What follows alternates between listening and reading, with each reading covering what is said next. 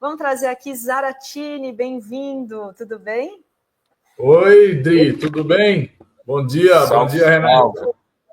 Bom dia, Zara, tudo bem contigo? Tudo jóia. Você viu que o nosso vice-presidente levou a camisa do nosso glorioso eterno Peixão, que está em péssima situação, o Papa. Agora, quem sabe com o Papa... Mas essa camisa... Só se o Papa resolver, viu, Renato? Não dá mais para pensar em jogadores, agora é pensar no Papa. O Papa abençoar. A força divina. Tem Olha, jeito não, tô desanimado aí com esse time aí, pelo amor de Deus. Eu também. Sofrendo demais. Ô Zaratini, a gente está aqui... Ajuda a gente aqui. Olha que absurdo. O Gilson Machado, ex-ministro do Bolsonaro, foi para as redes pedir Pix para o Bolsonaro, porque ele está muito, muito desidratado. Ele tinha conseguido 17 milhões, ele já gastou 8 milhões em um ano. Então, você imagina, ele tem 9 milhões só do Pix e ele ganha 100 mil reais por mês. Que dificuldade, hein? Que tá dura a vida, né, do ex-presidente. Dura né? a vida. 9 milhões. Não, e tem que alimentar o menino que está lá nos Estados Unidos também, né? Tem que dar uma bolsazinha para ele lá, para ele poder fazer aqueles vídeos. Aliás, olha, esse troço eu fico espantado porque vai ter trouxa que vai dar dinheiro, né? Então, essa é a primeira coisa, eu fico espantado. Mas outra coisa é que o Eduardo Bolsonaro vive dizendo que o Brasil vai ser condenado, que o Alexandre Moraes vai ser bloqueado, né? Primeiro veio um camarada aí da OEA, Organização dos Estados Americanos. Veio aí, tal, porra, todo mundo agitou. No fim, o relatório dele deu que estava tudo bem e que era a direita que ficava tumultuando, né? E agora veio outro aí dos Estados Unidos, também disse que vinha aqui para fazer um cara lá do Departamento de Estado, tal, que vinha aqui para discutir punições ao Alexandre Moraes, ao STF, e o cara foi embora, né? Tratou no Ministério da Justiça de assuntos de combate ao crime organizado e tchau e benção. Agora, o mais interessante, ninguém da mídia cobra o Eduardo Bolsonaro. O cara vai lá, fala esse monte de bobagem. Fica por isso mesmo. Pô, eu não entendo, viu? Não entendo. Nós temos que cobrar esses caras, né? Eles não podem ficar falando assim. Tem que responder por isso. É muita mentira, né? E passa assim, sem ser contestado, né? A própria Zambelli agora, a gente acabou de exibir um vídeo, né, Rovai? Ela falando, não, porque eu fui condenada, porque eu posso ser condenada porque eu saquei a arma depois de ouvir um tiro daquela véspera do segundo turno, quando ela sai perseguindo. Não teve tiro nenhum, tá? Né? Isso já está provado, já está mais do que provado. Não, ali ela diz que ela tem medo das mulheres na prisão. Pois é, né? Ela falou isso, né? Que ela vai ser presa. Tenho medo das mulheres. Ela vai ficar num presídio feminino, né? Eu não sei se fosse num presídio masculino, aí teria medo dos homens, né? Eu acho que ela tem medo da cadeia, né? Então, das mulheres, né? Coisa esquisita. Ô Zaratini, e Bolsonaro inelegível, aí começa a se discutir aí candidaturas, né? Hoje, nos últimos tempos, parece que o nome da Michelle tem ganhado força. Você acha que o Bolsonaro pode apostar na Michelle para a disputa de 2026? Olha, é uma incógnita muito grande, né? Acho que nem ele mesmo sabe o que vai fazer. Então ele fica dando tiro para todo lado, né? Fica em cada hora desorientando o eleitorado, né? Desorientando a mídia. Eu acho sim, ele primeiro gostaria dele mesmo ser candidato. Então eu acho que ele vai forçar a candidatura dele. Segundo, ele coloca o nome da Michelle ou do Eduardo Bolsonaro, nomes da família, até para que alguém prometa para ele ou se comprometa com ele com várias coisas. Primeiro, grana. Você vê que ele precisa de grana. né? Ele não consegue viver sem muito dinheiro. Então, ele quer grana. Segundo, porque também o apoio dele é um apoio que vale muito. Então, ele quer grana. Segunda coisa, ele quer também, né, que tenha compromissos com ele. Então, uma das coisas que está nos jornais de hoje é que o Tarcísio não atende tudo que ele pede.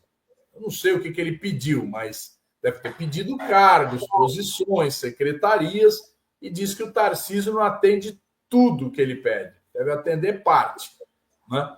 Segundo, o compromisso de que vai anistiar ele, né? Então, quem ganhar tem que anistiar o Bolsonaro. Então, por que querem anistiar o Bolsonaro? Por que ele quer? Porque ele quer ser o outro candidato em seguida. Então, imagina o Tarcísio ganhando e já anistiando o Bolsonaro e já sabendo que vai ter um mandato só, né? Ou o Caiado, ou o Zema, ou quem quer que seja aí, Eduardo Leite, que agora diz que é candidato também, né? Não sei por qual partido, porque ele foi para o PSD, que já tem o Ratinho Júnior como candidato. Então, talvez eles formem uma chapa puro sangue lá. Vamos ver. Mas eu acho que o problema do Bolsonaro é esse, ele quer compromissos. Então, ele vai tensionar até o limite para obter esses compromissos, né? Me parece isso. E no campo progressista, você acha que deve se repetir a chapa Lula e Alckmin? E em São Paulo, qual seria o melhor nome do PT para concorrer? Olha, eu acho que o melhor nome é o nome do Fernando Haddad, né? Eu acho que é o nome mais forte que a gente tem. O governador Geraldo Alckmin, que foi nosso governador já 4 vezes, é um nome forte, mas também o objetivo dele, me parece, que é continuar vice-presidente da República. Então, se o Geraldo continuar vice-presidente, ele está fora das eleições. Se ele quiser ser governador, eu acho que nós do PT não devemos e não podemos recusar o apoio ao Geraldo Alckmin, pelo trabalho, pelo papel que ele está fazendo no governo, né? Além de levar a nossa camisa do Santos para o Papa, né? Mas ele tem feito muita coisa, né? A indústria brasileira está se recuperando, ele tem projeto, está trabalhando firmemente em torno desse projeto e tem uma lealdade absoluta ao presidente Lula. Então, não me parece que a gente possa recusar o apoio. Agora, tem o nome do Haddad também, que eu acho que é um nome importante. E tem o nome do Márcio França, que está pleiteando ser candidato, que também é um aliado importante nosso, né? E que a gente deve examinar também com muito carinho o nome do Márcio França. Isso para governador. E para o Senado? Para o Senado, eu acho que aí vamos ver o jogo da composição, né? Porque você tem 4 cargos majoritários: o governador, o vice e os 2 senadores. Então, esses 4 cargos nós devemos compor de uma forma que a gente faça uma frente, né, mais ampla possível, né? Então, uma frente que junte os partidos da esquerda e, se possível, a gente caminhar para o centro, né? Hoje em dia, o Tarcísio ele conseguiu, em São Paulo, trazer o chamado Centrão, que lá em Brasília a gente chama de Centrão, está com o Tarcísio aqui, né? O PP, o Republicano é o partido dele, o PL é o partido do Bolsonaro, mas o PSD, né, o PSDB estão praticamente na base do governo do Tarcísio. O MDB está na base do governo do Tarcísio aqui. Acho difícil eles descolarem dessa base. Vamos trabalhar para isso, mas é difícil. E Michel Temer está organizando aí, quer organizar um novo projeto para o Brasil, aí, uma nova ponte do futuro, né? Então, é lógico que o Michel quer se colocar nesse jogo como aglutinador, né? E, mais uma vez, ele está se colocando como o golpista, porque ele está aceitando a entrada nessa frente do bolsonarismo. O bolsonarismo que tentou dar um golpe. Aliás, era um golpe até pior do que o dele, porque o dele foi um golpe parlamentar. O bolsonarismo queria um golpe militar, né? Então, você vê que o Michel Temer aceita até a entrada dos golpistas do Bolsonaro, né? É muito grave. E nesse xadrez político aí de São Paulo, já que a gente está nele, como fica possível, provável, ida do Boulos para o ministério do presidente Lula, para a Secretaria-Geral do governo? Olha, isso ainda não está definido, né, Renato? Tem muito essa história. Parece que teve uma sondagem da parte do Lula com o Boulos, se o Boulos aceitaria. Né? A gente está aguardando aqui. Eu acho que é um bom nome, né? Acho que é um nome que agrega no governo, né? Importante. Agora, tem que ver, porque realmente quem entrar no governo agora tem o problema da candidatura em abril do ano que vem, tem que se desincompatibilizar em abril. Então, seria para ficar menos de um ano. Né? Então, eu não sei como é que seria essa perspectiva do Boulos aí, porque se ele entra, né, aí como é que ele fica mais pouco tempo, né? Como é que ele vai ser tão pouco tempo para ele realizar alguma coisa que muita coisa precisa ser feita, né? Porque, inclusive, organizar de dentro do governo, né? Como é que o governo vai se relacionar com forças políticas fora para exatamente buscar a reeleição. Não, mas aí o Boulos assumiria o compromisso de não ser candidato, né? Isso já está meio claro. Mas isso ainda ele já mandou esse recado pela imprensa algumas vezes, né? Não, tem sempre essas posições, né? O Padilha também se fala, ele foi para o Ministério da Saúde e assumiu o compromisso de não ser candidato, mas ninguém ouviu isso da boca dele, né? Nem da boca do Boulos. Então, talvez o presidente tenha ouvido, não sei. E, Zaratini, e essa questão da CPMI do INSS, que estão dizendo que deve sair, que você é a favor de uma CPI, é contra, porque muita gente fala, não, tem que fazer CPI mesmo, porque essa questão do desconto irregular nas fraudes começou lá atrás, em 2019, enfim. Qual que é a sua opinião? Em primeiro lugar, eu acho que não terminou a investigação da Polícia Federal sobre esse caso. Esse caso continua sendo investigado. Toda hora tem uma ação da Polícia Federal, a CGU continua investigando também. O caso não acabou, não está encerrado. Não tem as denúncias feitas na justiça ainda. O processo está aberto. Segundo, a CPMI seria com qual objetivo? De investigar o que a Polícia Federal está investigando? Talvez valesse a pena ter uma CPMI se a Polícia Federal não estivesse investigando, estivesse parada. Não é o caso. A Polícia Federal está trabalhando. Aliás, se você olhar, da onde surgiu esse escândalo? A oposição? Foi a oposição que denunciou? Foi a mídia que denunciou? Não, nenhum dos dois. Quem denunciou foi o próprio governo, a CGU e a Polícia Federal. Então, a oposição não teve papel nenhum, nem a mídia, certo? Agora, a outra questão que é importante notar é que o requerimento apresentado no Senado propõe a investigação só de 2023 para cá. E de 2023 para trás? Não vai investigar nada? Né? Não vai poder investigar nada? Então a oposição é muito engraçada. Ela quer que investigue só esse governo. E o governo anterior? Nós não vamos levantar nenhum dado, não vamos questionar o antigo presidente do INSS, não vamos questionar o antigo ministro da Previdência, que na época até foi desmembrado esse ministério, foi, aliás, aglutinado lá no Ministério da Economia. Então, como é que vai ser isso? Então, primeira coisa, vamos discutir se é relevante ter uma CPMI agora. Segunda coisa, se for relevante, que seja feito um requerimento que analise toda a situação desde que ela teve início. Vai. Maravilha. Qual que é do desafio do governo no Congresso, além dessa provável CPI do INSS nesse próximo período, hein, Zaratini? Você tem visto...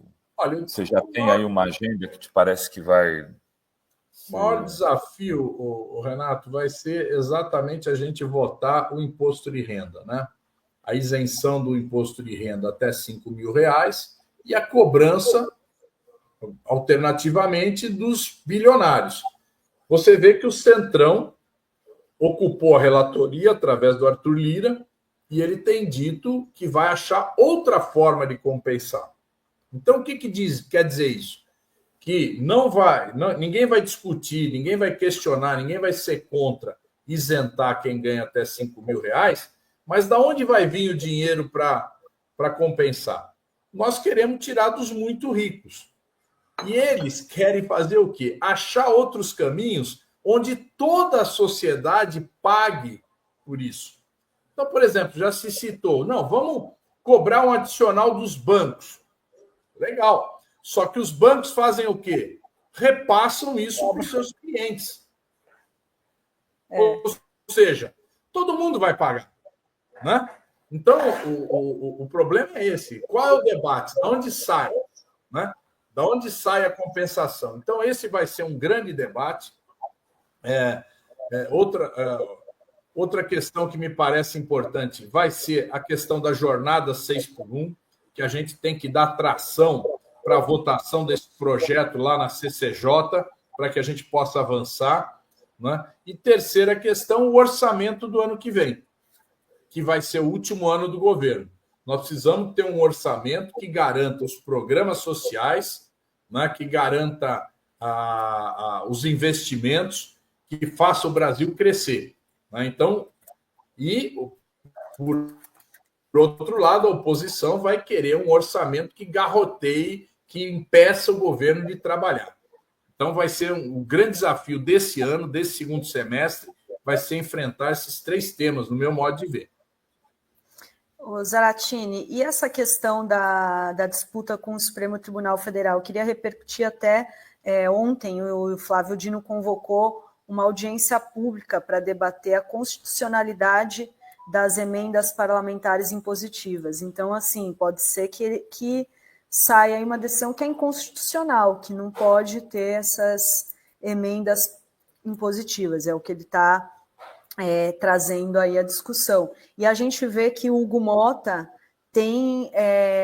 recorreu naquela questão do ramagem, tem aí forçado uma crise aí com o Supremo Tribunal Federal. Você acha que tudo isso tem a ver com essa questão das emendas? Como que você vê essa constitucionalidade das emendas impositivas que o Dino está questionando?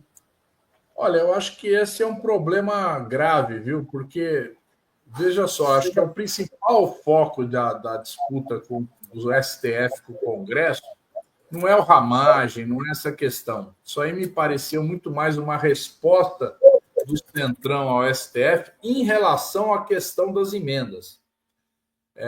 Tem uma situação muito ruim. Nós estamos no mês de maio, segunda quinzena de maio, e as emendas estão hiper atrasadas.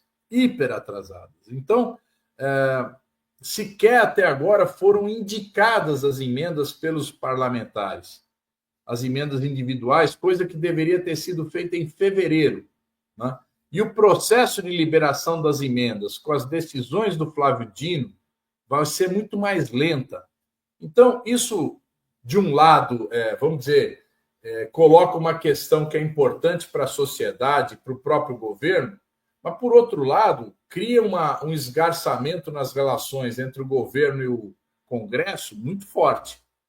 Então, é uma questão que a gente precisa se preocupar também. É uma questão que me parece muito importante do ponto de vista de você ter o funcionamento do Congresso e a gente poder aprovar esses projetos que eu citei aqui. Zaratini, me diz uma coisa, como é que está a eleição do PT? A gente está trazendo os candidatos aí. Eu sei que você participa. Vocês já fizeram o debate? Não, eu vi anunciado. A gente trouxe o Edinho, o Rui Falcão, tem sexta-feira o Quaquá marcado, Walter Pomar na quarta, e Dri ficou de falar com o Romênio, né? Isso. Estamos trazendo todos os candidatos aqui. Ótima iniciativa, viu? Depois, talvez, como se tiver segundo turno, vocês fazem um debate aí também, né? Seria mais legal ainda, né? Podia até trazer os 5 aí. Mas aí não sei se dá para fazer um debate com 5, né? Mas vamos ver. Vamos ver. Olha, Renato, eu acho que é muito importante essa eleição do PT, né? Faz 6 anos que o PT não muda a direção.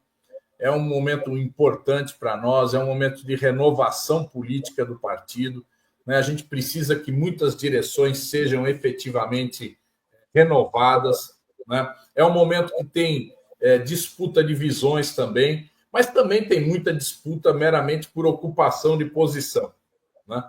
Isso é importante, mas o que eu acho fundamental, que talvez não aconteça nessa primeira fase, porque depois de feito a eleição, o PT tem que fazer os seus encontros, né? Encontros municipais, encontros estaduais e o encontro nacional, onde aí é discutida a política que nós vamos adotar, porque aí se reúnem os delegados, que serão eleitos também nesse dia 6 de julho, e a partir da eleição dos delegados, nós teremos esses encontros municipais, estaduais e federais, e o federal, né? E isso vai ser muito importante para a gente discutir a política efetiva que nós vamos ter para o próximo período. E isso significa também quais são as diretrizes que nós vamos ter de programa de governo para a reeleição do presidente Lula. E isso eu acho fundamental, porque qual é a grande questão? Nós precisamos ter um programa de governo vigoroso, de mudanças efetivas para melhor na vida do povo brasileiro.